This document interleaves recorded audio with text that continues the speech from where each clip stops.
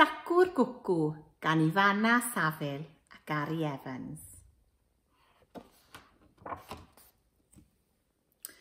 Roedd hi'n wanwyn ac roedd pobl pentre bach yn mwynhau'r tywydd braf.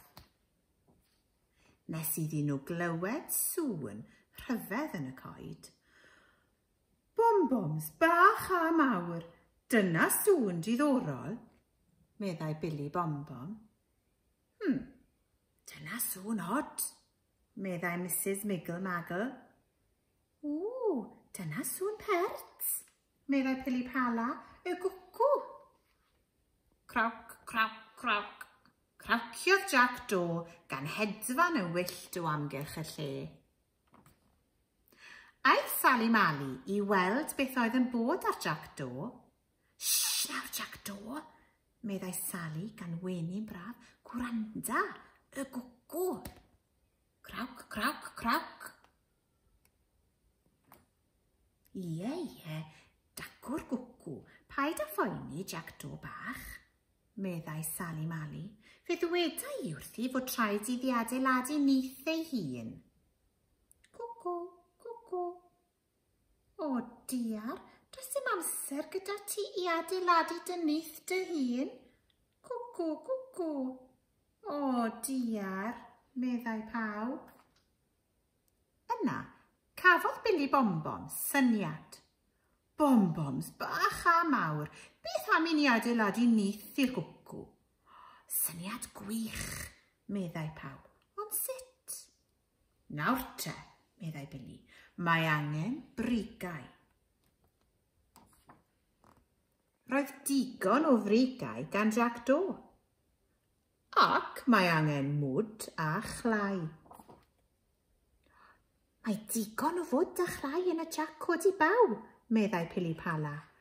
Ac mae angen gwlan hefyd. Mae digon o wlan gyda fi, meddai Mrs Miggle-Maggle. A dyma bawb yn mynd ati i adeiladu'r nyth. Dwi'n credu bod hi braidd yn fach, meddai Sally Mali. Doedd Billy ddim yn credu hynny o gwbl. Os wyt ti'n dweud, Sally Mali, meddai gan ochneidio.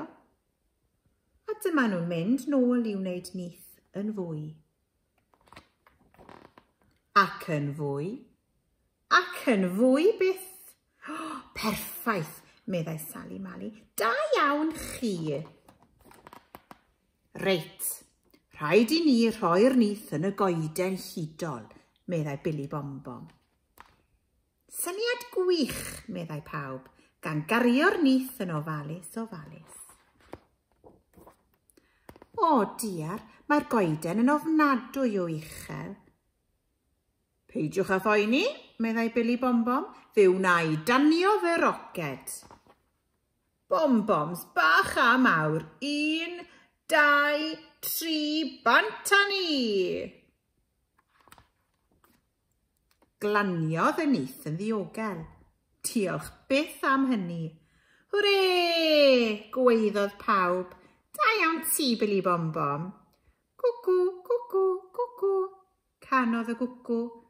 A dyma hi'n swatio'n gysurus yn ei nyth newydd sbon. Y caffi amdani?